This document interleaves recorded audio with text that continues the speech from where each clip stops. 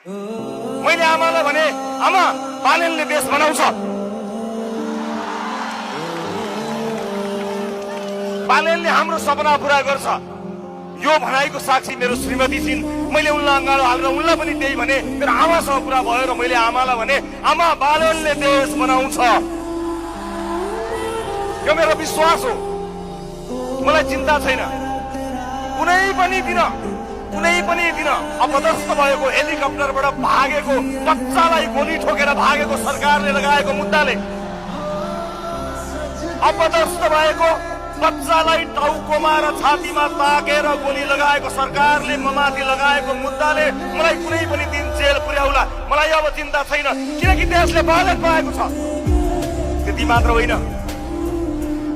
होइन, बच्चालाई छाती र टाउकोमा गोली हानेको सरकारले मलाई गरेको अन्यायको कुनै हिसाब छैन। देशलाई र मधेसलाई गरेको हिसाब, त्यो अन्यायको हिसाब अब चाहिँ लिने हो।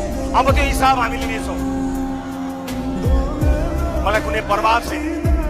मलाई विश्वास छ यतिका मूर्धन्य नेताहरू यहाँ उभिनु भएको छ। जनताको यति ठुलो साथ पाएपछि अब चिन्ता गर्न पर्दैन। अब देश समृद्धिको बाटोमा अगाडि बढ्नेछ, सामाजिक न्यायको बाटोमा अगाडि बढ्नेछ। उपस्थित आमा बुवा दाजुभाइ दिदीबहिनीहरू, मलाई धेरै अगाडि भन्नुहुन्थ्यो कसैले कि तपाईँ मधेस त्यति आउनुहुन्न, मधेसमा तपाईँहरूको त्यति धेरै संगठन राम्रो छैन, मधेसमा तपाईँहरूको उपस्थिति कम छ भनेर धेरैले भन्नुहुन्थ्यो। उहाँहरू सबैलाई म एउटै जवाफ दिन चाहन्छु, मधेसमा धेर आई व दुरुस्त आई।